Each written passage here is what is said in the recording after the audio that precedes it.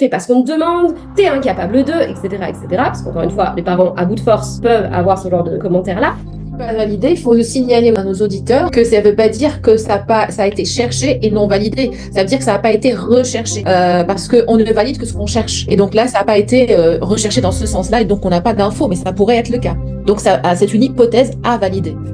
L'enfant qui a essayé de faire et qui essaye toujours de faire de son mieux, là, on comprend bien comment l'estime de soi peut baisser. C'est des enfants qui sont de très bonne volonté, ils sont hyper serviables. C'est un des aspects aussi, une des qualités qu'on met en avant dans le TDAH, c'est le côté très serviable. C'est des gamins qui sont hyper enthousiastes, qui ont toujours envie de faire, ils sont très réactifs, ils ont toujours envie de bouger. Donc forcément, si tu leur demandes de distribuer les cahiers en classe ou si tu leur demandes de faire des choses, ils sont toujours partants, ils sont hyper enthousiastes.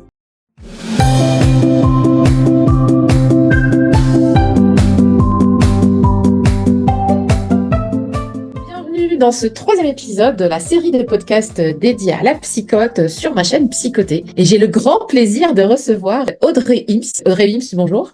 Bonjour Sarah, merci beaucoup de m'avoir invitée sur ta chaîne. Je suis ravie d'être là, discuter de ce sujet qui me tient très à cœur avec toi. Magnifique. Alors, je vais te présenter un petit peu quand même parce que les gens ne te connaissent pas forcément. Tu es psychologue, psychothérapeute spécialisée en thérapie comportementale chez l'enfant et l'adolescent. Tu es spécialisée aussi dans le bilan psychométrique, psychologique chez l'enfant, l'ado et l'adulte.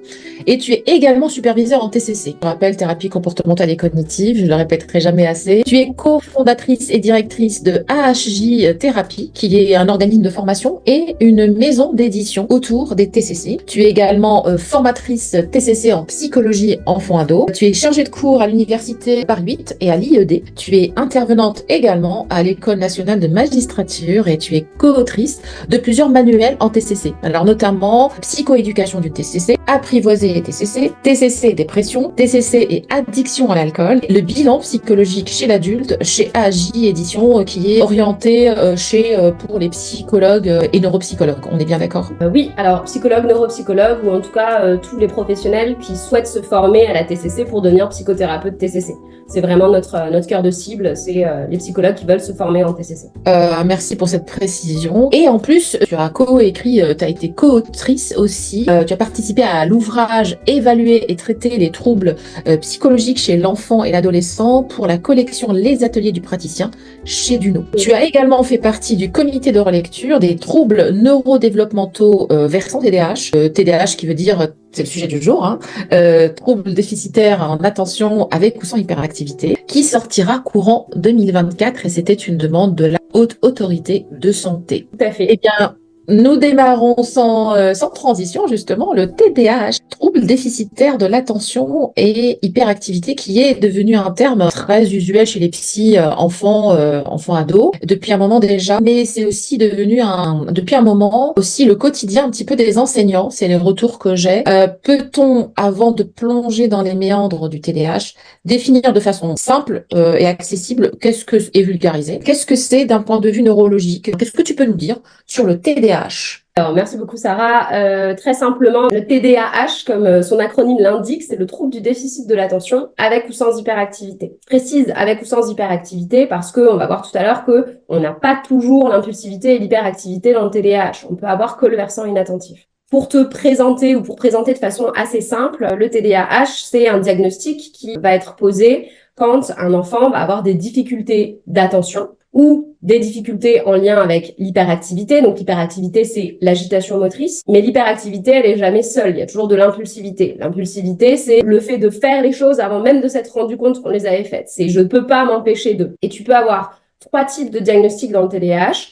Le type inattentif pur, le type impulsif hyperactif pur ou le diagnostic mixte avec l'inattention et l'hyperactivité. C'est pour ça qu'on va souvent l'écrire avec un slash entre le A et le H. C'est quand on n'a pas encore posé le diagnostic, on met le slash parce qu'on n'a pas encore vérifié s'il y avait de l'impulsivité et de l'hyperactivité ou s'il y avait que de l'inattention. Et après, en termes de prévalence, c'est-à-dire en termes de pourcentage d'apparition, tu vas avoir un certain nombre d'enfants, d'ados et d'adultes, du coup, qui vont avoir que de l'inattention, certains qui vont avoir que de l'impulsivité et de l'hyperactivité et certains qui vont avoir les deux. Merci beaucoup, c'est très clair. Sachant que nous ne sommes pas beaucoup de psy formés dans le TDAH, est-ce qu'il y aurait un sous-diagnostic Même si on en parle beaucoup depuis 1998, où tu me corrigeras, hein, pour moi c'est la date à laquelle on a vraiment posé cette spécificité chez l'enfant. Est-ce que selon toi, les diagnostics aujourd'hui de TDAH on est à de bonnes, est-ce que c'est sous-diagnostiqué, est-ce que c'est diagnostiqué correctement, on en est où? Effectivement, l'existence du TDAH préexiste avec des présentations de TDAH et des descriptions en fait dans la littérature qui datent déjà du début du XXe siècle. Et si tu reprends même l'historique sur le TDAH, on retrouve même au temps d'Hippocrate des premières descriptions de patients qu'on appelait à l'époque hyperkinétiques. Bon, c'est pour Ah, très intéressant ça.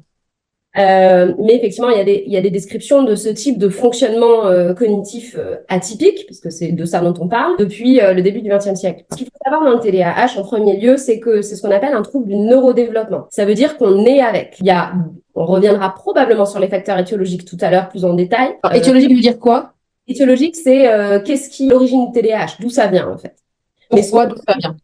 On sait pas trop à l'heure actuelle d'où ça vient. On n'arrive pas à isoler des facteurs très précis. Par contre, il y a une chose qu'on sait, c'est qu'il y a des facteurs génétiques. Donc, le TDAH est transmis des parents à l'enfant. Il est hyper fréquent quand tu as des parents d'enfants TDAH. Je crois que c'est de l'ordre de 50% chez les enfants qui ont été diagnostiqués avec un TDAH. 50% des parents ont aussi un TDAH. Soit la mère, soit le père, soit les deux. Hein. Ou en tout cas, tu retrouves dans l'ascendance proche, donc jusqu'aux grands-parents, la présence d'un TDAH dans 50% des cas chez les enfants. Donc c'est un trouble neurodéveloppemental. Ça veut dire que c'est là dès la naissance. On ne le développe pas par la suite. C'est pas par exemple comme les troubles anxieux ou la dépression que tu peux développer quand tu es soumis à des facteurs de stress, à l'adversité de la vie, où tu vas développer ces troubles psychologiques-là. Le TDAH, c'est un trouble du neurodéveloppement, donc on est avec. Il fait partie de la catégorie trouble du neurodéveloppement au même titre que le TSA, le trouble du spectre autistique, et la déficience intellectuelle. Ça, c'est les 3 troubles du neurodéveloppement qu'on connaît à l'heure actuelle. Le TDAH, du coup, va colorer la personnalité. Ce que ça veut dire, c'est qu'on va retrouver un certain nombre de critères d'inattention et d'impulsivité, hyperactivité très tôt dans la vie. J'ai même, alors ça c'est anecdotique, ça n'a pas été validé scientifiquement, mais j'ai parfois des mamans qui me disent, quand on pose le diagnostic de TDAH, qui me disent « Ah mais déjà dans mon ventre, il sautait beaucoup plus, il bougeait beaucoup plus, il faisait du toboggan, il bougeait beaucoup plus que mon autre enfant pendant ma grossesse. » Donc c'est anecdotique, c'est effectivement des témoignages de mamans qui sont, je trouve, très intéressants et très jolis. Évidemment, ça n'a pas été validé scientifiquement, on ne sait pas à l'heure actuelle si tu as déjà des symptômes pendant la grossesse, mais comme c'est un trouble du neurodéveloppement, on pourrait effectivement imaginer qu'il y ait déjà des présentations spécifiques dès la grossesse. Et quand tu dis pas validé, il faut signaler aussi à nos auditeurs que ça ne veut pas dire que ça a été cherché et non validé. Ça veut dire que ça n'a pas été recherché. Parce qu'on ne valide que ce qu'on cherche. Et donc là, ça n'a pas été recherché dans ce sens-là, et donc on n'a pas d'infos, mais ça pourrait être le cas. Donc c'est une hypothèse à valider. Exactement. C'est que le TDAH, comme c'est neurodéveloppemental et qu'on est avec, il y a énormément de présentations différentes chez les patients. Il y a autant de TDAH que de patients TDAH. Du coup, Ok. ça rend le diagnostic un petit peu plus difficile aussi. Ce qui rend le diagnostic un petit peu plus difficile aussi, donc pour répondre à ta question, c'est un peu sous-diagnostiqué. Il y a un retard de diagnostic de 9 à 10 ans en France. Le retard de diagnostic, Énorme. c'est énorme. Le retard de diagnostic, ça veut dire que on pourrait le diagnostiquer très tôt. L'hôpital Robert Debré, par exemple, diagnostique le TDAH à partir de l'âge de 3 ans. C'est plutôt pas mal déjà. On trouve des signes très tôt dans la vie, puisqu'on est avec, mais il y a une errance diagnostique, ça veut dire que le diagnostic en moyenne n'est posé qu'à l'âge de 9-10 ans. En moyenne. Ça veut dire que tu vas avoir des enfants qui seront devenus des adultes et qui n'auront toujours pas eu de diagnostic de TDAH. D'ailleurs, pour la petite histoire, on parle du TDAH qu'on diagnostique et il y a une stratégie gouvernementale, stratégie nationale pour l'évaluation des troubles du neurodéveloppement qui a été décrétée depuis l'année dernière. Donc, on va chercher à diagnostiquer le TDAH chez l'enfant le plus tôt possible pour ralentir justement ce retard de développement, cette errance diagnostique, pour éviter à des familles d'être dans l'errance diagnostique. Mais c'est un diagnostic qui perdure à l'âge adulte, en fait. C'est juste que la présentation des symptômes change légèrement entre l'enfance, l'adolescence et l'âge adulte. Du coup, ce qui se passe, c'est que souvent au cabinet, quand on va poser le diagnostic chez l'enfant, à partir du moment où on commence à expliquer ce que c'est que le TDAH, à dire à des parents, ben voilà, votre enfant, il a un TDAH, voilà ce que c'est, voilà comment ça fonctionne, voilà ce qu'on peut faire pour lui, et quelle prise en charge on peut vous proposer, les parents me disent, ah, mais moi, je reconnais pas mal de choses. J'étais aussi un peu comme ça quand j'étais petit. Et puis là, quand vous me parlez des symptômes, bah moi, je me rends compte que je fais ça aussi maintenant que je suis grande. Enfin, ça me fait penser à. Et assez souvent, c'est d'ailleurs la raison pour laquelle je me suis aussi spécialisée dans le diagnostic de TDAH à l'âge adulte, c'est que à force de diagnostiquer des enfants avec un TDAH et que les parents me disent Ah, mais moi, je me pose des questions aussi. Est-ce que j'aurais pas un TDAH? Ben, j'ai fini par diagnostiquer les adultes aussi. Donc, c'est hyper intéressant de voir ça. Et ça veut dire aussi que tu as un retard de diagnostic énorme Mm. et une errance diagnostique. Parce que c'est des parents qui, en fait, c'est des enfants qui vont grandir avec des symptômes, qui vont être un peu désinsérés ou qui vont avoir des déficits d'habileté sociale, ils vont avoir du mal à interagir, ils vont se sentir toujours un peu en décalage, pas très bien compris, peuvent être rejetés, ils peuvent être harcelés, et ils vont grandir comme ça sans savoir qu'ils ont un TDAH. En plus du fait que leurs parents eux-mêmes vont les en quelque sorte harceler. Non, pas négativement, mais pas dans le sens, comment dire, que je veux le harceler et que je suis méchant, mais c'est typiquement l'enfant à qui on va dire, mais je t'ai répété 15 fois, tu comprends rien. Et donc, en fait, à force de parler comme ça à son enfant, bah, il finit par avoir une super mauvaise image de soi, en plus de ce qui se passe à l'extérieur. Ça rejoint ce que tu dis? Oui, alors moi je tiens systématiquement à beaucoup déstigmatiser le rôle des parents chez les enfants TDAH parce que ce qu'il faut comprendre, c'est que c'est des enfants qui vont avoir un fonctionnement atypique, c'est-à-dire pas identique à celui des autres enfants. Et surtout quand on a déjà des enfants et qu'il y a un petit dernier qui naît avec un TDAH, c'est très déstabilisant pour les parents. Ah, complètement, Et complètement. vraiment, les parents, leurs Ils valeurs. sont perdus, ne comprennent pas, ils se disent mais qu'est-ce qui se passe? Il a quelque chose de bizarre. Mais justement, c'est pas du tout quelque chose de conscient et de méchant de la part des parents, c'est parce ils ne comprennent pas. Mais c'est un effet finalement chez l'enfant où l'enfant finalement dans toutes les sphères de sa vie voit que il est décalé, pas comme les autres, il est traité différemment. Il y a du négativisme dans la manière avec laquelle on s'adresse à lui. Et ça crée très souvent un problème d'estime de soi. Est-ce que ça, c'est quelque chose que tu rencontres chez les enfants qui viennent te voir tardivement? Tardivement ou pas, en Ah, fait, d'accord, même très tôt, il y a déjà ces signes de mésestime de soi? oui, alors moi je commence à poser le diagnostic à partir de l'âge de 6 ans parce que on peut le faire avant, mais la plupart du temps j'ai un biais de sélection, ça veut dire que les parents viennent m'amener les enfants à partir de l'âge de 6 ans parce que ça commence à poser problème. L'école. Ouais. Mm, Parce mm. que en France, la volonté de l'école, c'est de demander à des enfants de rester assis 8 heures par jour à une table. La C'est plupart complètement fou. s'adaptent très très bien. Complètement fou. Déjà, quand on dit ça, on se dit, mais c'est de la maltraitance. Mm. Et pardon si ça dérange l'éducation nationale. La J'assume. plupart des enfants arrivent à s'y adapter. Un enfant avec un TDAH, pour les enfants avec un TDAH, ça va être très difficile. Et donc, ça va commencer à poser des problèmes. Et donc, les parents vont venir à partir de ce moment-là. Mais j'ai déjà eu des enfants de 3, 4, 5 ans pour lesquels la question se posait. Généralement, on travaille avec les parents et puis on finit par poser le diagnostic à l'âge de 6 ans à l'entrée au CP. Mais on commence déjà à travailler avec les parents avant. Ce qu'il faut imaginer dans la configuration, c'est que tu vas avoir une baisse d'estime de soi familiale. Dans la configuration, tu nais, tu espères un enfant que tu as attendu, que tu as conçu, qui arrive au monde et ben il va avoir des difficultés à s'endormir, il va se réveiller beaucoup, il va déjà beaucoup s'agiter, il va demander beaucoup plus d'attention que un autre enfant par exemple, ou pas trop d'attention justement. C'est un enfant qui, quand il va commencer à marcher, va tester plein de trucs dans son environnement. Et les parents vont être dans une configuration où ils savent pas quoi faire ni comment le faire. Donc ils vont tester des choses, comme on le fait toujours. Ils vont tester des choses avec leur enfant. Et l'enfant à côté, ce qu'il va entendre depuis toujours, c'est bah t'es pas assez bien. On te demande de faire ça et t'y arrives pas. Donc c'est des enfants qui sont hyper persévérants. Dans le TDAH, c'est une des qualités du TDAH, c'est la persévérance. C'est des enfants qui vont être très persévérants, qui vont essayer de faire plaisir ou de répondre aux attentes des parents, de répondre aux attentes de l'école, de répondre aux attentes des babysitters, des grands-parents, etc. En entendant toujours ce discours du mais non, c'est pas ce que je t'ai demandé.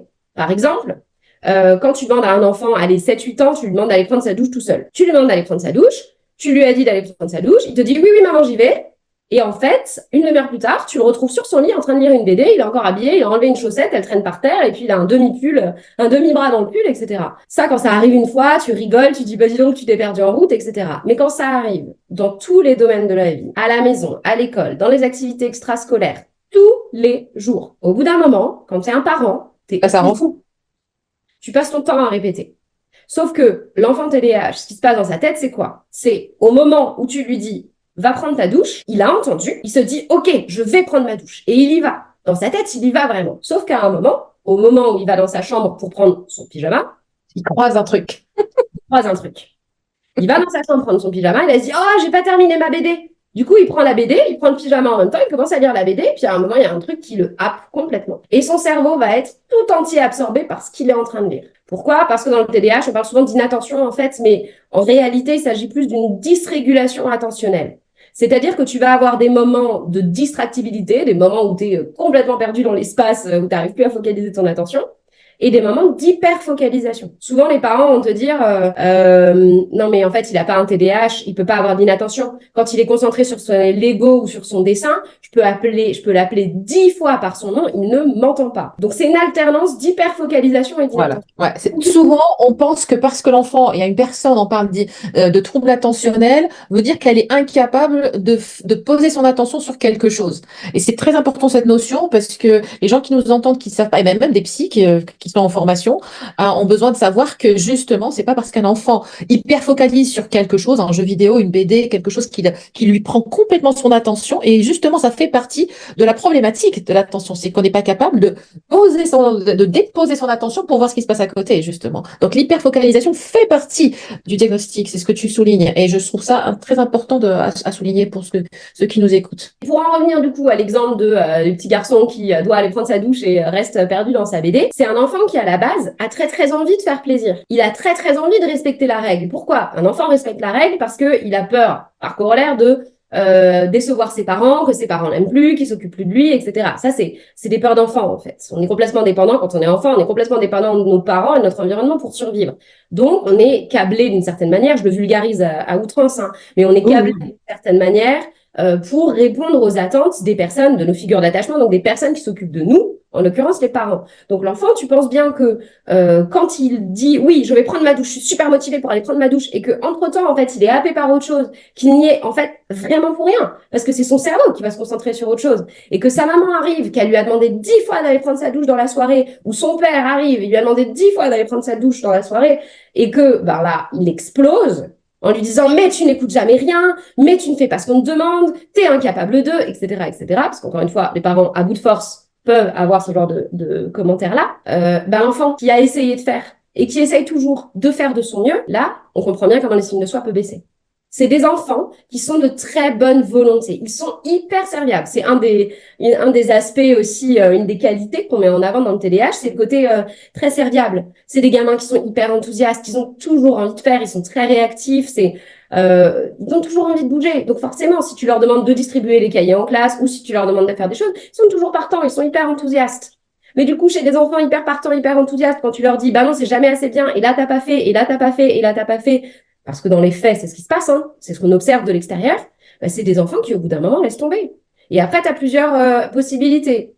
Une baisse d'estime de soi, c'est systématique, mais tu peux avoir des enfants qui se replient sur eux-mêmes, qui développent de l'irritabilité, qui développent en fait des symptômes de dépression, qui développent une anxiété très forte. Ok, je sais pas ce que je dois faire, je sais pas quand je vais le faire, je sais pas si je vais y arriver. Donc de l'anxiété de performance. Des gamins qui, des fois, vont y arriver sans être trop concentrés et des fois ne vont pas y arriver. Syndrome de l'imposteur, ils savent plus c'est ce qui fonctionne, ce qui fonctionne pas et surtout si c'est grâce à eux ou pas. Et surtout des troubles oppositionnels. Parce que tu penses bien que quand tu es un gamin, que tu essaies de faire de ton mieux et que de l'extérieur, ça ne se voit pas parce que, par définition, les comportements que tu adoptes, ils sont hyper éloignés de ce qu'on attendrait de toi à cet âge-là. Au bout d'un moment, foutu pour foutu, tu te dis, ah bah non, de toute façon, que j'y arrive ou que j'y arrive pas, que j'essaye ou que j'essaye pas, de toute façon, je vais me faire engueuler. Donc pourquoi je continuerai de faire?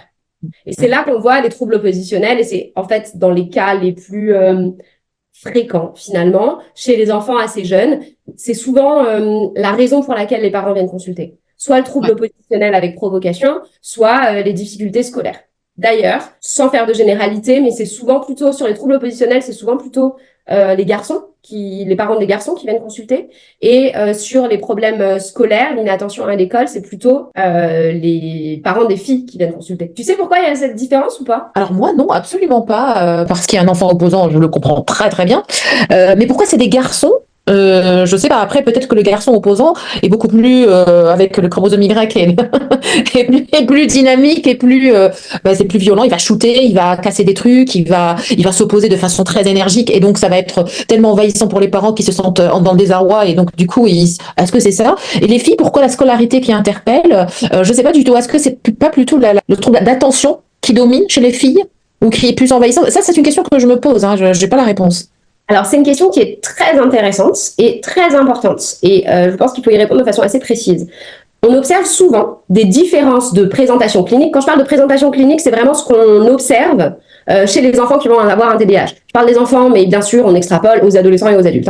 Donc, la présentation clinique, les comportements, les attitudes que tu vas observer, on trouve souvent qu'il y a des différences entre les filles et les garçons. Pendant longtemps, on a pensé qu'il pouvait y avoir un effet de genre, c'est-à-dire les filles vont avoir plutôt tendance à être sur l'inattention et les garçons vont avoir plutôt tendance à être sur l'hyperactivité. Et on a pensé que c'était inhérent au diagnostic ou inhérent au sexe, en l'occurrence. Finalement, on se rend compte que ce serait davantage un conditionnement social qu'un effet du sexe en particulier. C'est pas conditionné, le TDAH, il n'est pas porté par le chromosome X ou Y. Par le chromosome, tout à fait. Mais la présentation va pas être la même. Il n'y a pas d'effet de genre à proprement parler. Par contre, ce qu'on observe, quand je parle de conditionnement social, c'est que les filles qui sont très douces, très calmes, qui bougent pas trop, sont très valorisées. Donc, on va valoriser ce type de comportement chez les filles.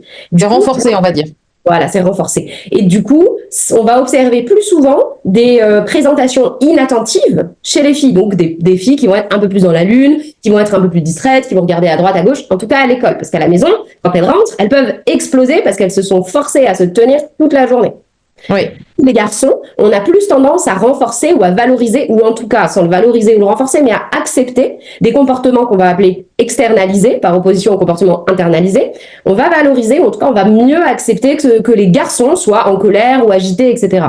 Donc, il y aurait plutôt un conditionnement social en fonction de ce qui est accepté ou pas. Mais on peut très bien imaginer, d'ailleurs, ça m'arrive très souvent au cabinet, de recevoir des filles qui sont sur un versant très opposant et très hyperactif, impulsif, et des garçons qui sont sur un versant plutôt internalisé, plutôt sur les troubles, sur l'inattention. Oui, bah ça c'est très important à signaler que il y a toujours moi ça me met en tête qu'il y a toujours cette espèce de guéguerre globale, pas forcément concernant le TDAH. Est-ce que tout est acquis ou tout est biologique? Pour moi, qui suis à la fois docteur en médecine et psy, je sais très bien que c'est un mélange des deux. Et probablement, j'ai pas fait d'études là-dessus, je ne sais pas quel est l'impact réel, mais pour moi c'est une question de 15, 20, peut-être même 25% de biologique qui peut jouer de façon importante, mais que le reste est social, apprentissage est totalement apprentissage, mais que rien n'est totalement ça et totalement ça. C'est pas possible parce que c'est de toute façon tout ce qu'on devient en tant que personne est multifactoriel. C'est la rencontre dont j'en parlais avec le docteur Hervé Montes dans le premier podcast que vous retrouvez sur la chaîne,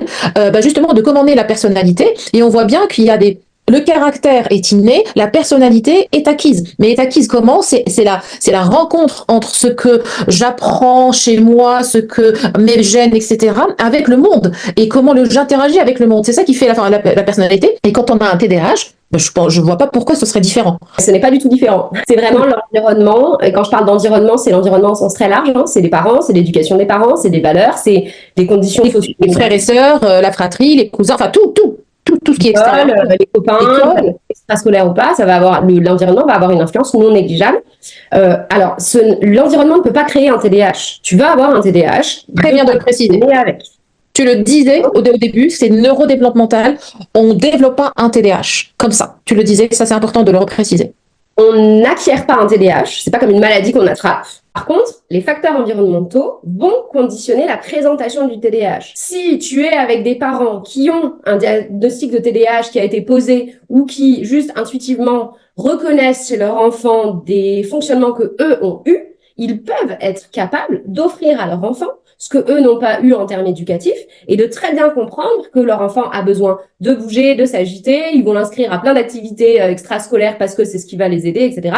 Je ne dis pas que c'est ce qu'il faut faire avec tous les enfants TDAH, mais si les parents sont capables de s'adapter, leur enfant va probablement beaucoup mieux vivre le TDAH que pour des parents qui sont démunis, ne comprennent pas. Un autre exemple, naître avec un TDAH à Paris, c'est pas du tout la même chose que naître avec un TDAH à la campagne. Pas du tout. Tu es soumis à Paris à un niveau de stress plus élevé. Et alors, c'est rigolo parce que pour mon mémoire de master, j'avais fait une étude justement où j'avais comparé les niveaux de stress entre les enfants parisiens et les enfants alsaciens à l'époque. Et donc, le niveau de stress est effectivement plus élevé chez les enfants parisiens qu'alsaciens sur tous les niveaux de stress, sauf sur l'anxiété de séparation qui est plus élevée en Alsace. Je referme la parenthèse, mais quand tu es soumis à un stress, ne serait-ce que se lever le matin beaucoup plus tôt et devoir t'habiller, manger très vite pour pouvoir aller à l'école, parce qu'après les parents, il faut que eux-mêmes prennent les transports pour aller au travail, etc. C'est pas du tout la même chose que si tu es à la campagne et que quand tu rentres de ta journée d'école, tu peux aller courir dans un champ avant de rentrer, prendre ton goûter et faire tes devoirs. Ouais, et tu rentres, t'es déjà posé calme. Tu as déjà sorti toute cette énergie. Exactement. C'est souvent ce que je recommande d'ailleurs dans les prises en charge, c'est de rééquilibrer un peu, alors je vais le dire de manière schématique, mais de rééquilibrer corps et esprit. C'est-à-dire que quand tu as des enfants qui à l'école font vraiment l'effort d'essayer de se concentrer, de tout donner pendant la journée pour rester focus pendant 8 heures de travail, le soir, ils ont besoin de décharger physiquement. Et ça, on le sent même quand on n'a pas de TDAH. Même quand on n'a pas de TDAH, on Ouais, sent exactement. à la fin d'une journée de Exactement. travail, on doit équilibrer un petit peu, quoi. Ouais.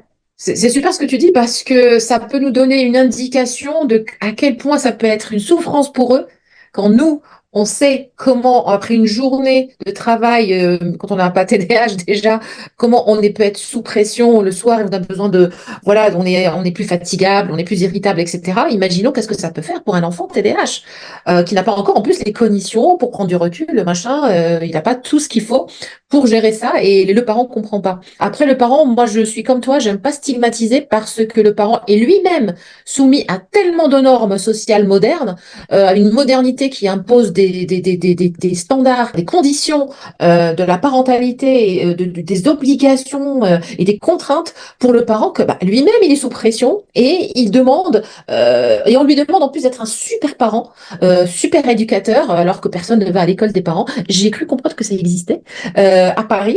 C'est très intéressant. Je pense que même que tu y interviens ou tu as déjà intervenu dans le passé, je crois. Moi, j'avais créé un dispositif avec une amie qui, elle, est parent d'enfants TDAH et a elle-même un enfant TDAH. En fait, on avait créé un dispositif pour les parents d'enfants TDAH qui sont en fait des groupes qui se développent de plus en plus. Hein. Il y a de plus en plus, parce que la prise en charge elle est pluridisciplinaire, on y reviendra tout à l'heure, mais il y a de plus en plus de groupes qui se développent justement pour accompagner les parents qui ont un enfant TDAH, Ah parce que oui, c'est indispensable. indispensable.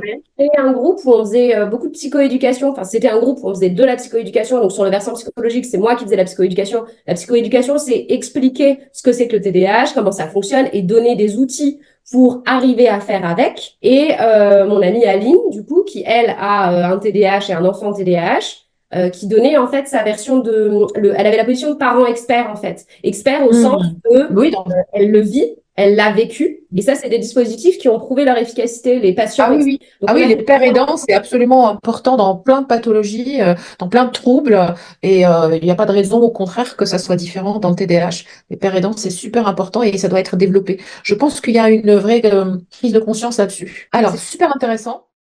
On peut pas parler de TDAH si on parle pas de solutions concrètes pour le TDAH. Alors, dans toutes les solutions, quelles sont les solutions qu'on peut proposer aux parents aujourd'hui? la première solution, c'est déjà quand il y a un doute.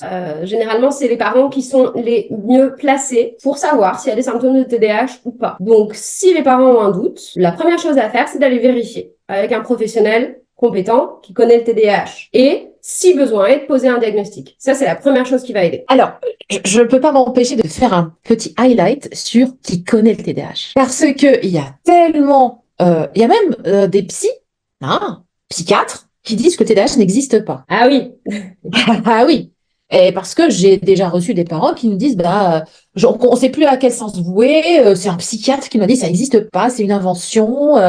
Alors certes, ils sont d'orientation psychanalytique et donc on sait que eux, ils y croient pas trop, ou lacanien, ou j'en sais rien. Mais toi, tu as une grosse expérience là-dessus. Qu'est-ce que tu peux nous dire sur qui connaît bien le TDAH? ouais, merci de poser la question parce que c'est vraiment un fléau pour les parents qui viennent voir en consultation, qui déjà sont dans une errance diagnostique, qui ont des difficultés avec leurs gamins, notamment des difficultés d'opposition, avec beaucoup de crises de colère ou juste des émotions exacerbées, parce que tu as aussi une dysrégulation émotionnelle dans le TDAH, et qui du coup n'osent même plus venir en consultation, dire qu'ils ont des problèmes parce qu'ils ont été stigmatisés. Des parents auxquels on a dit que c'était des problèmes d'éducation, qui n'étaient pas assez fermes, qui ne savaient pas faire avec leurs gamins, etc. Alors que c'est vraiment une présentation, enfin, c'est pas de la faute des parents, quoi. Tu parlais de solutions tout à l'heure, la première chose à se dire, c'est pas la faute des parents, c'est pas la faute du gamin non plus. Pas la faute des enfants, c'est pas la faute des parents. Il y a un TDAH, c'est une particularité neurodéveloppementale. Oui, il y a vraiment des tenants, et d'ailleurs, c'est ce qui retarde le diagnostic aussi en France, à mon sens, c'est qu'il y a des tenants le TDAH n'existe pas, Maintenant, ça s'est un petit peu assoupli aussi. Il y a les tenants du TDAH n'existent pas et les tenants du TDAH qui disparaît à l'âge de 12 ans. Tu imagines bien que si il y a une modification des structures cérébrales, en tout cas un fonctionnement neuroatypique et qu'on est avec, ça ne disparaît pas à l'âge adulte. Il y a une adaptation stratégique, certainement. Tout à fait. C'est des patients qui sont capables d'une grande réactivité et de compenser. Ils passent leur temps à compenser, les enfants TDAH. Donc, les adultes, à quel prix? Mais ils passent leur temps à compenser. Donc, il y a vraiment cette difficulté-là d'aller voir un professionnel, de savoir si le professionnel comprend ou comprend pas. Je pense que dans les années à venir, notamment parce qu'il y a cette stratégie pour la prise en charge, le diagnostic et la bonne prise en charge des troubles du neurodéveloppement, fort heureusement, ça va tendre à bouger et on aura de plus en plus d'informations. Une ressource indispensable pour les parents qui se posent des questions, c'est les rapports de la HAS, de la Haute Autorité de Santé, qui sont auxquels tu as participé récemment. Auquel j'ai participé, en tout cas sur la relecture des recommandations. Là-dedans, les parents sont tranquilles, ils vont trouver des informations fiables, des recommandations fiables et énormément d'informations pour le parcours diagnostique, parce que c'est un parcours. C'est parfois Je mettrai, tu me donneras le lien, je le mettrai en dessous de la vidéo. Oui, le lien pour les documents de la HAS, parce que ça, plutôt, du coup, c'est quelque chose d'officiel et qu'on sort des j'y crois pas à deux balles de certains psy, pardon. Et surtout, développé, rédigé sur la base de toutes les études récentes, des méta-analyses sur le TDAH, les plus anciennes comme les plus récentes. C'est vraiment une démarche scientifique pure et dure, les rapports de la HAS. Et c'est pas du tout stigmatisant ou jugeant, c'est juste scientifique en fait. C'est voilà ce qui existe, voilà ce qu'on peut faire, voilà ce qui a été fait, voilà ce qui marche, voilà ce qui fonctionne moins bien. Donc ça, c'est vraiment s'il y a une information à aller chercher et si on veut une fiabilité absolue, c'est celle-là, c'est dans le rapport de la HAS. Et je te donnerai d'autres liens aussi qui permettent d'avoir des informations plutôt fiables et plus accessibles aussi, parce que les rapports de la HAS, c'est effectivement oui, c'est un peu dur à digérer, mais au moins pour les gens qui sont curieux et qui ont envie d'en savoir plus, ils savent où chercher, bien sûr. Donc, finissons-en avec ces histoires de le TDAH a été inventé par des lobbies pharmaceutiques pour vendre des médicaments. On en finit, ça contribue juste à stigmatiser les parents, ça ne sert à rien et il y a des retards de diagnostic à cause de ça chez les enfants qui sont en souffrance pendant des années et des années, voire jusqu'à l'âge adulte parce qu'ils sont pas pris en charge. On en finit avec ça. Le diagnostic du TDAH existe, on se pose même pas la question. Et par contre, c'est effectivement un parcours du combattant parfois pour aller le poser. Donc, ce qui est intéressant, c'est d'avoir de l'information. Il y a tout un tas de petits comptes Instagram sur le TDAH qui donnent plein d'infos assez précises. Il y a par exemple le mini coach TDAH sur Instagram. Mini coach, c'est vachement bien parce qu'elle donne plein d'infos justement sur le diagnostic, sur les présentations, etc.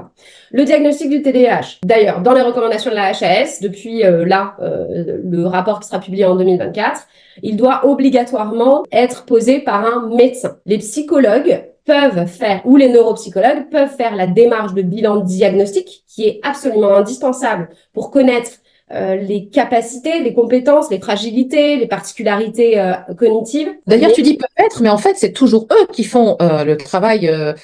C'est toujours, alors je vais pas dire toujours, mais c'est dans 99% des neuropsys ou des psys qui font les tests, qui font passer les tests. Ensuite, il est validé derrière par le psychiatre ou le médecin qui est spécialisé. C'est ça ce que tu dis? C'est important de préciser ça parce que dans la réalité, pour que ça soit clair pour les gens. À l'heure actuelle, ça part un peu dans tous les sens. Ce qu'il faut savoir, c'est que le diagnostic du TDAH est un diagnostic clinique avec des critères et des symptômes. Quand je précise c'est un diagnostic clinique, c'est que à l'heure actuelle, on n'a pas un questionnaire ou un test qui va permettre de dire oui, il y a un TDAH, non, il n'y a pas de TDAH. Ça va nous donner des indications. Ça va être très important d'avoir des tests pour évaluer à quel niveau d'attention et quelles compétences cognitives sont faciles, difficiles chez les enfants, savoir où il en est dans sa personnalité, dans les relations sociales, dans sa capacité à gérer ou pas les émotions. Tout ça, c'est indispensable de le faire et c'est les bilans psychométriques. Donc, les psys spécialisés dans le bilan psychométrique, hein, j'insiste, ou les neuropsys. Tous les psychologues ne sont pas spécialisés dans le bilan. Les neuropsychologues, oui, ça c'est du 100%, mais tous les psychologues ne sont pas spécialisés dans le bilan. Il faut vraiment vérifier où on met les pieds en la matière. Et j'insiste parce qu'il y a beaucoup de charlatans qui font payer des centaines d'euros des bilans psychométriques qui ne sont pas valides. Donc j'insiste, et c'est un peu mon cheval de bataille parce que je passe mon temps à essayer de former les gens au bilan psy. Donc, non, mais oui, mais je suis tellement d'accord avec toi. Hier, j'ai eu une conversation il y a peut-être 2 jours avec une neuropsy qui me disait la même chose. Elle m'a dit, je suis fatiguée de recevoir des bilans. Les gens, ils ont mis des fortunes là-dedans et les bilans sont catastrophiques. On peut rien en faire. et elle était atterrée justement par ça.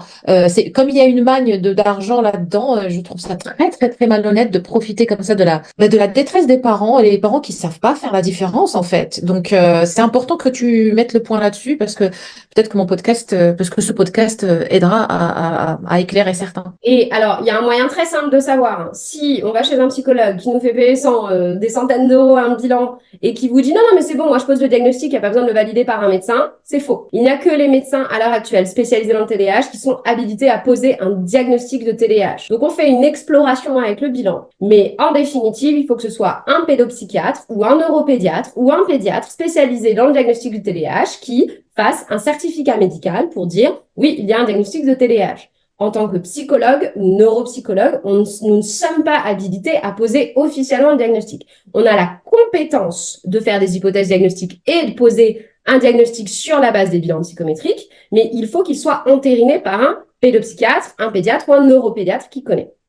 Donc Très ça, bien, c'est c'est très important. les informations globales. Maintenant, dans le rapport de la HAS, ça va être très clair. C'est les médecins généralistes en première intention qui seront formés à dépister le TDAH, chez lesquels on va pouvoir aller, qui vont poser un pré-diagnostic et qui vont prescrire de faire un bilan neuropsychologique ou psychologique. Généralement, ils vont plutôt prescrire des bilans neuropsychologiques parce qu'encore une fois, les psychologues spécialisés dans le bilan, c'est trop compliqué de savoir qui l'est et qui ne l'est pas. Donc, ce sera une prescription chez un psy neuropsy pour un bilan. Et une fois que le bilan sera fait, les parents reviennent avec le compte-rendu chez le médecin et le médecin valide le diagnostic. Ce qui ouvre à une prise en charge. Et donc, on peut parler rapidement de la prise en charge si tu veux bien. Ah oui, oui, super. Qui va ouvrir à une prise en charge. La prise en charge du TDAH, elle est systématiquement pluridisciplinaire. En première intention, c'est les approches psychoéducatives auprès des parents et auprès de l'enfant. On informe, on explique des approches éducatives sur comment je fais avec mon enfant auprès des parents, de la remédiation cognitive chez l'enfant, des approches psychomotriciennes, avec un psychomotricien. Donc la rééducation sur tout ce qui est de l'ordre c'est le neurofeedback, les psychomotes, etc. Donc travailler sur les difficultés spécifiques à l'enfant, donc l'inattention, les difficultés d'organisation, de planification, la méthodologie, etc. Et l'agitation motrice. Donc c'est d'abord une prise en charge non médicamenteuse en première intention. Si la prise en charge non médicamenteuse n'est pas suffisante, ce qui peut être le cas, alors une prescription médicamenteuse peut être faite. Je parle de la prescription médicamenteuse parce que là aussi, il y a beaucoup de détracteurs du traitement médicamenteux dans le TDAH. Il n'est pas absolument obligatoire de prescrire. Le médicament qu'on prescrit dans le TDAH, c'est le méthylphénidate. Il y a 4 labos en France qui synthétisent le méthylphénidate. Donc le méthylphénidate, c'est la molécule. Il y a 4 labos en France qui les synthétisent sous 4 noms différents. La Ritaline, qui est très connue, le Concerta, le Quasim et le Medikinet. Quelle synthèse on donne à l'enfant, ça c'est à voir avec le pédopsychiatre qui va faire la prescription, ou a priori le médecin généraliste bientôt, mais pour l'instant c'est pas encore le cas, qui fera la prescription parce que en fonction des difficultés de l'enfant, on va pas prescrire le même dosage, on va pas prescrire le même type de médicament ou la même synthèse du labo.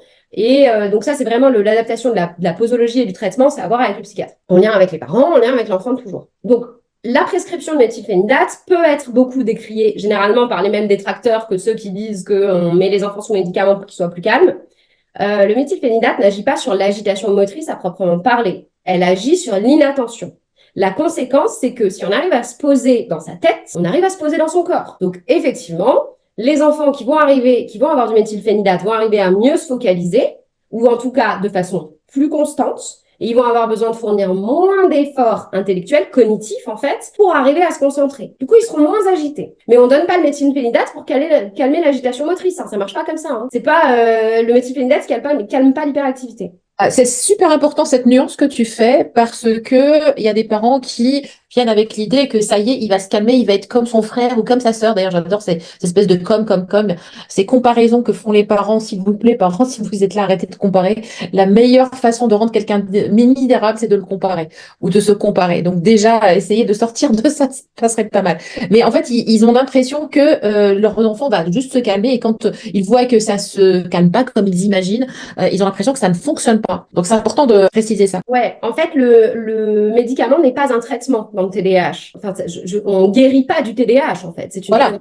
Et de le développemental. Donc, c'est un type de fonctionnement. On vit avec toute sa vie.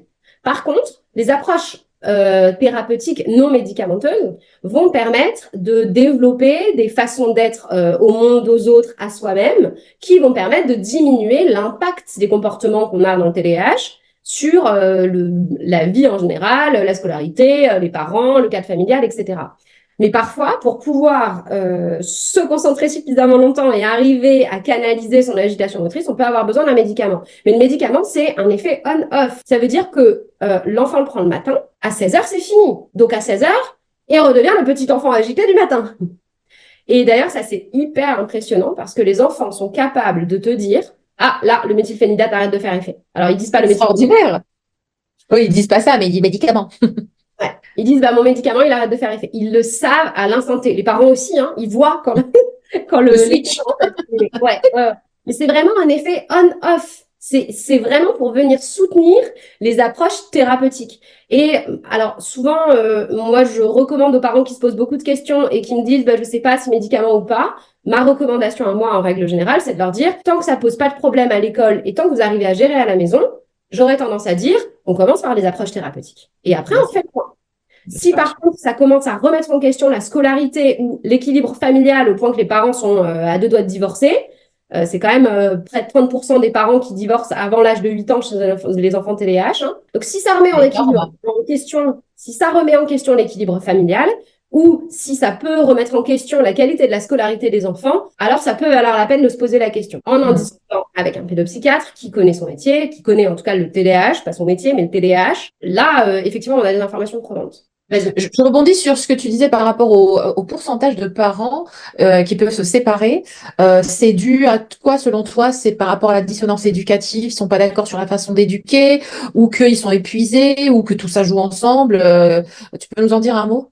C'est un peu de tout ça à la fois. Quand on fait un enfant, généralement, on décide de faire un enfant avec une personne avec laquelle on partage des valeurs communes. Et généralement, quand on partage des valeurs communes, on se dit, OK, je vais faire un enfant, ça va bien se passer. Sauf qu'il y a une différence entre avoir des valeurs communes et les appliquer de la même manière. Donc, déjà, c'est la première problématique qu'on va retrouver chez les parents, en dehors de TDAH. Hein. Le TDAH, par contre, met à rude épreuve les valeurs éducatives. Par exemple, si toi, ta valeur éducative, c'est que ton enfant, il mange assis à une table avec les deux pieds au sol, les deux mains posées sur la table, avec son couteau et sa fourchette, accroche-toi avec un TDAH.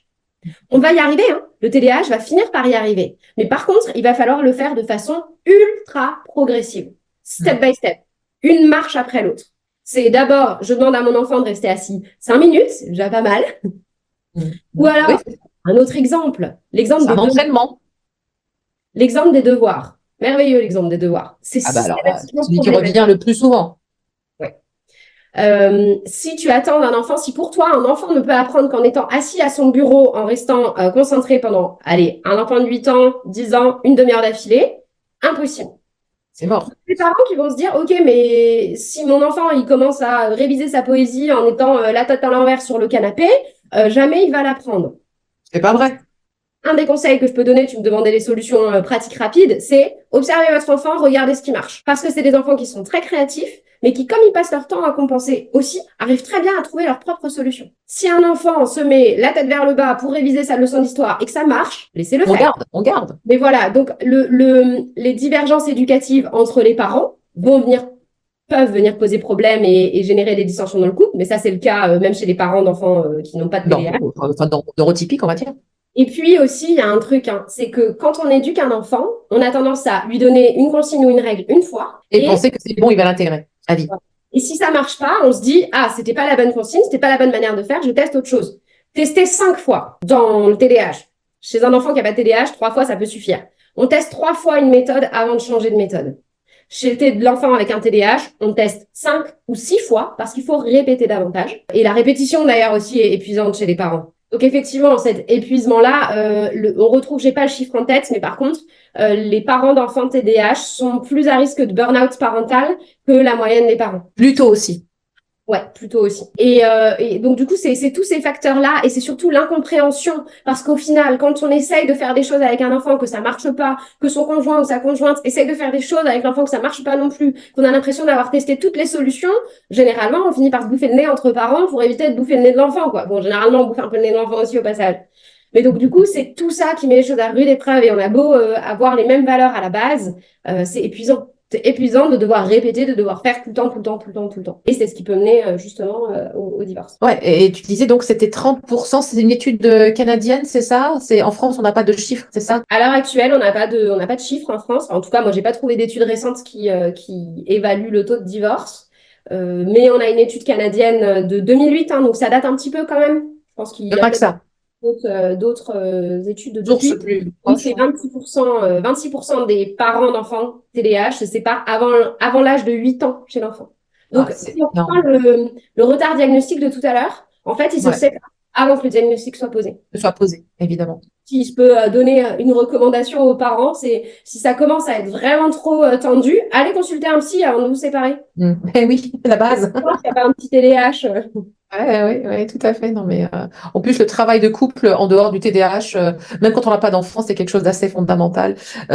Aujourd'hui, comme on a beaucoup d'attentes par rapport au couple et par rapport au conjoint, ça peut être intéressant de faire un travail sur le couple sans même qu'il y ait de soucis en particulier. D'ailleurs, j'ai fait un podcast qui va sortir ce dimanche, donc très bientôt, qui est, à l'heure où sortira cette vidéo, sera déjà sorti, avec le docteur Nicolas Neveu sur le couple et besoin-attente, comment on peut mettre les liens, besoin-attente dans la relation de couple. On a parlé de séparation, de problématiques. Alors si le temps passe et si on pouvait donner si je te disais quatre points important que le parent doit avoir en tête quand il comprend qu'il a un enfant potentiellement ou qu'il a un enfant TDAH. Quels sont les quatre points vraiment à mettre en place pour avoir un peu plus de paix et de sérénité dans la famille et dans le couple, par Alors, ricochet. je reprends le premier point que je disais tout à l'heure. Avant de vous séparer, allez voir un psy, de préférence spécialisé dans le TDAH. Psy ou médecin ou pédopsychiatre. Si ce psy, ce médecin est stigmatisant et stigmatise vos compétences éducatives, allez en voir un autre. Ah, super important ça. Et parce que les parents, les gens vont voir un médecin, ils les stigmatisent et ils restent avec ça. Ouais. Or ça, c'est typiquement quelque chose qu'il faut pas accepter. Exactement. Parce que les personnes qui connaissent le mieux leur enfant, c'est les parents. C'est pas le médecin, c'est pas le psychologue, c'est pas la maîtresse, c'est pas les profs, c'est pas la grand-mère, c'est les parents. Et sachez que dans le TDAH, les parents sont toujours stigmatisés. Parce que les proches disent, ah, mais il est insupportable ton gamin, etc. Il y a d'ailleurs un super article là-dessus qui est sorti dans Le Monde le 30 mars. Un article sur le TDAH et la stigmatisation des parents. Très, très intéressant cet article. Donc la première chose, c'est avant de vous séparer, allez voir un psy ou un professionnel qui connaisse le TDAH. Et si les valeurs éducatives sont stigmatisées, on change, on va voir quelqu'un d'autre. Et allez-y jusqu'à ce que quelqu'un vous écoute. Changez jusqu'à ce que quelqu'un vous écoute. Je le précise parce que souvent on se sent un peu remis en question déjà quand on a un enfant TDAH, donc on a tendance à croire ce qu'on nous dit parce qu'on est en position de vulnérabilité. Et parce qu'il y a la fameuse expérience de Milgram qui montre que quand quelqu'un est en blouse blanche, on a tendance à le croire plus que les autres. Tout à fait. Moi, je porte pas de blouse blanche parce que je veux pas qu'on me croie trop fort. Oui, mais c'est l'idée de la blouse blanche, le docteur a dit. La deuxième chose, c'est quand vous êtes à la maison, que vous êtes épuisé, que votre enfant il fait pas ce qu'il faut, que vous sentez la colère qui monte, que vous sentez l'impuissance, que vous en pouvez plus et que vous êtes à ça de craquer, time out, isolez-vous dans un coin calme, surtout si votre enfant est en train de hurler à côté, isolez-vous dans un coin calme, vous avez le droit de reprendre du temps, mettez-vous un peu à distance et rappelez-vous que c'est pas de votre faute, c'est pas de sa faute non plus. C'est un type de fonctionnement spécifique. C'est pas facile de vivre avec, ni du côté des parents, ni du côté de l'enfant. C'est pas de votre faute, c'est pas la sienne non plus. Ok, super. Donc ça, c'est le deuxième point. Ça, c'est le deuxième point. Troisième point, ayez des discussions entre parents sur la cohérence éducative pour assurer une cohérence éducative. Ok, s'il fait ça, qu'est-ce qu'on fait? S'il fait ça, qu'est-ce qu'on fait? Et faites la liste de ces comportements-là qui vous posent problème. Comme ça, vous prenez chacun des comportements et ok, s'il fait ça, qu'est-ce qu'on choisit? S'il fait ça, qu'est-ce qu'on fait? Très, très, très important. Et les parents ne font très rarement ça parce que le nez dans le guidon, ils n'arrivent pas à se poser. Et ça, c'est un point super important de lister carrément sur une feuille blanche tous les comportements qui posent problème ou en plus on n'est pas d'accord ou qui posent problème. Moi, je te suis parce que tu fais, j'ai pas envie de te contredire devant le petit, mais que bah là, il va falloir quand même voilà, qu'on se mette d'accord sur ça. Tout à fait. Très important. Donc ça, c'est le troisième point. Ouais. Quand vous avez la liste, elle peut servir aussi, donc de la liste des comportements, elle peut servir effectivement à se mettre d'accord sur qu'est-ce qu'on fait quand il ou elle agit comme ça. Et puis après, choisissez vos combats. Vous ne pourrez pas tout faire en même temps. On en choisit trois, et trois, c'est déjà bien. C'est ce que tu disais tout à l'heure pour la progressivité, toujours la progressivité. Ne pas se mettre en tête que tout ce qu'on est en train de dire là dans ce podcast, c'est quelque chose qu'on va mettre en place du jour au lendemain. C'est la progressivité, très important. Donc, je réalise 10% de la liste, c'est bien. Je réalise 30%, c'est bien. Et j'avance comme ça à travers. Parce C'est que important aussi. quand tu es en bas d'une montagne, un sommet à 4000 mètres, tu as beau savoir que tu vas arriver au sommet, si tu te focalises que sur le sommet, tu vas aller boire un café dans le bar du coin parce que quand même, c'est vraiment trop dur de s'imaginer monter 4000 mètres d'un coup. Par contre, si tu te dis, OK, je fais déjà un pas sur le chemin, puis un deuxième, et puis en fait, c'est un pas après l'autre. Là, c'est exactement la même chose. Exactement. Choisissez vos combats, vous êtes déjà épuisés. On en fait un, allez deux, et après on passe au suivant. Ouais, le chemin de milieu commence par un pas. C'est c'est bien ça. C'est je crois Lao Tse qui l'avait dit. Effectivement, oui, oui, ça tombe sous le sens. Ensuite, sur la façon de donner les consignes, on va privilégier des consignes qui soient simples et claires. Les consignes en millefeuille, ça fonctionne pas trop chez les enfants en règle générale. Ça fonctionne jamais chez un enfant qui a un TDAH. Si je vous donne un exemple, si tu dis à un enfant, va prendre ta douche, mets tes affaires dans la panière à côté de la douche, ensuite tu te brosses les dents, puis tu reviens me faire un bisou et après tu vas te coucher, vous l'avez déjà perdu avant de va prendre ta douche. Trop d'infos. Trop d'infos. Donc c'est une consigne après l'autre. C'est va prendre ta douche. Et d'ailleurs, le va prendre ta douche, c'est déjà beaucoup de sous-consignes parce que ça veut dire qu'il faut que l'enfant aille dans la salle de bain. Probablement, dans le contenu tacite, vous vous attendez à ce qu'il ait pris son pyjama avant. Vous vous attendez probablement à ce qu'il mette les habits dans le panier de linge sale, à ce qu'il utilise du gel douche, et puis probablement ce jour-là, peut-être que vous vous attendez aussi à ce qu'il se shampooine, alors que vous l'avez pas précisé, puis après à ce qu'il se sèche, en restant dans la salle de bain sans mettre de l'eau partout, puis après à ce qu'il s'habille, et puis après, éventuellement, qu'est-ce qu'on pourrait imaginer de plus? Non, je pense qu'on est... Ah oui, non, si, qu'ils remettent la serviette sur le bord de la baignoire. Ah, alors là, on a trop Et demandé. On est parti déjà, trop loin. 8 consignes en une. Ouais, Donc, là, c'est pas prendre sa possible. douche, c'est déjà une grosse consigne. Donc, vraiment, fractionner. Une fois que c'est adapté, une fois que l'enfant a compris les différentes séquences pour aller prendre sa douche, alors ok, on lui dit va prendre ta douche. Mais vraiment, adapté à l'âge de l'enfant. Adapté à l'âge de l'enfant et fractionner les consignes. Et ça peut pas ne pas me faire popper ça dans ma tête. C'est-à-dire que finalement, on demande aux parents d'enfants TDAH de réduire leurs exigences, leur niveau d'exigence. C'est-à-dire que ça va pousser pas, ça va pas claquer. Fais ce que je te dis et tu vas faire. Et ça va se faire. C'est pas de la magie. D'ailleurs, c'est un conseil peut-être à donner à tous les parents d'enfants, quels qu'ils soient, mais encore plus avec les parents d'enfants TDAH. Tout à fait. Baisser le niveau d'exigence. Tout à Ouais, fait. c'est très chouette. Donc ça, c'était le quatrième, le cinquième. Et j'en ai Quatrième. un autre. Allez. Avant quelques consignes que ce soit, assurez-vous de l'attention pleine et entière de l'enfant. Ouais. C'est pas je suis en train de jouer, tu lui dis faire ça, ça, ça, ça, ça, et c'est pas possible. Non. Ben oui.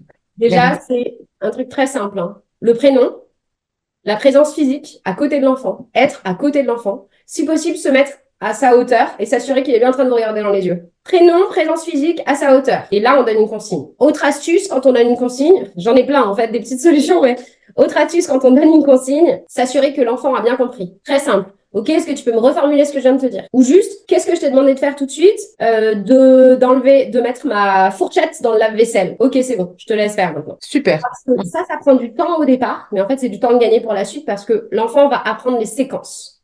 Hmm. Un enfant avec un TDAH a plus de mal à apprendre les séquences comportementales qui mènent à un comportement global. Donc, il faut les fractionner. Donc c'est bien ce que tu dis.